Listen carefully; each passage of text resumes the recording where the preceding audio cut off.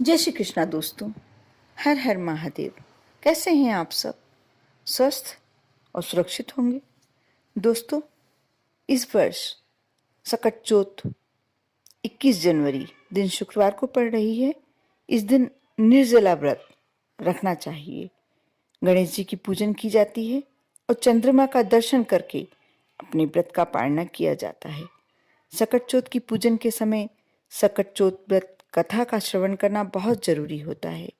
इसके श्रवण के बिना व्रत का फल पूरा नहीं प्राप्त हो पाता और व्रत भी पूरा नहीं होता, ऐसा धार्मिक मान्यता है। व्रत कथा श्रवण करने से ही व्रत के महत्व का पता चलता है। आइए, सकट चौथ की व्रत कथा क्या है, गणेश जी की पूजा की महिमा क्या है, आज मैं अपने इस वीडियो के माध्यम से आपको बताती हूँ। आप अवश्य सुने और अपने जीवन को सफल बनाएं, अपनी व्रत को सफल बनाएं।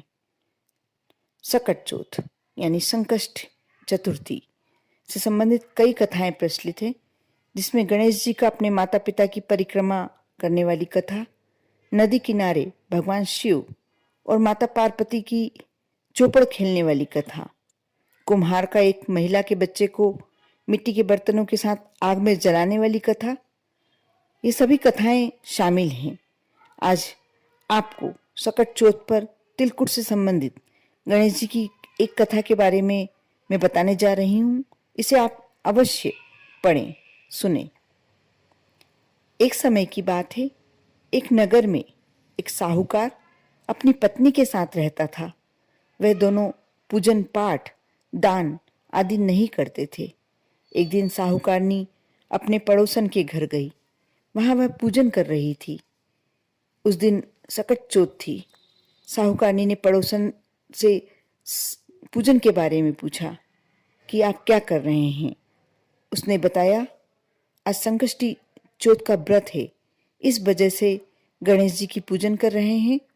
साहूकारनी ने उससे सकट चौथ व्रत के लाभ के बारे में जानना चाहा, तो पड़ोसन ने कहा कि गणेश जी की कृपा से व्यक्ति को पुत्र, धन्य धान्य, सुहाग सब कुछ प्राप्त होता है।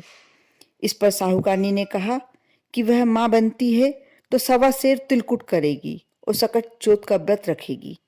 गणेश जी ने उसकी मनोकामना पूर्ण कर दी। वह गर्भवती हो गई। अब साहूकारनी की लालसा बढ़ गई। उसने कहा कि उसे बेटा हुआ तो 2.5 सेर तिलकुट करेगी। गणेश जी की कृपा से उसे पुत्र भी हो गया।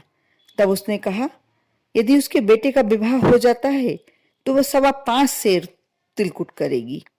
गणेश जी के आशीर्वाद से उसके लड़के का विवाह भी तय हो गया।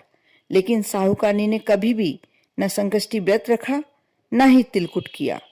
साहूकारनी के इस आचरण पर गणेश जी ने उसे सबक सिखाने की सोची। जब उसके लड़के का विवाह हो रहा था, तब गणेश जी ने अपनी माया से उसे पीपल के पेड़ पर बिठा दिया। अब सभी लोग वर को खोजने लगे, वरना मिलने से विवाह भी नहीं हो पाया। एक दिन साहूकारनी की होने वाली बहू सहेलियों संग दूर्वा लाने जंगल गई थी।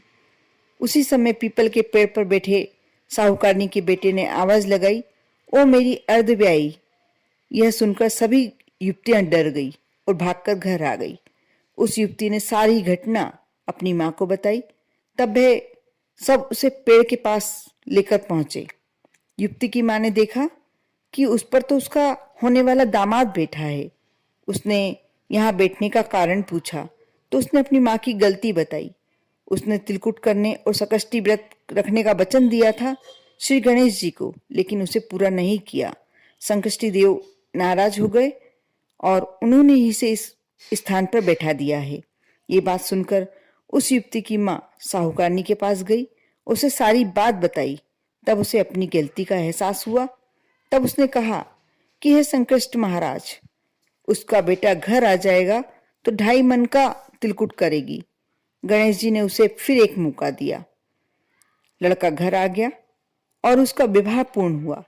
उसके बाद साहूकारनी ने 2.5 मन का तिलकुट किया और संकष्टी व्रत रखा। उसने कहा कि हे संकष्टी देव, आपकी महिमा में समझ गई हूँ।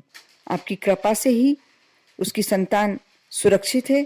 अब मैं सदैव तिलकुट भी करूंगी और संकष्टी चौथ का व्रत भी रखूंगी। इसके बाद से उस नगर में संकष्टी चौथ का व्रत और तिलकुट धूमधाम से होने लगा। आप भी अपने परिवार में जो भी महिलाएं हैं सभी संकष्टी चौथ का व्रत रखें और तिलकुट का भोग लगाएं श्री गणेश को। आप देखना आपके जीवन की सारी समस्याएं कैसे अंत होती हैं। इस कथा को सुनने से ये लगता है कि जो भगवान से हमने प्रार्थना की है वो प्रार्थना हमारी पूरा होने के बाद जो हमने वचन दिया है वो अवश्य पूरा करना चाहिए और साथ ही संकष्टी चौथ का व्रत करना ही चाहिए। तिलकुट का भोग लगाएं। आपको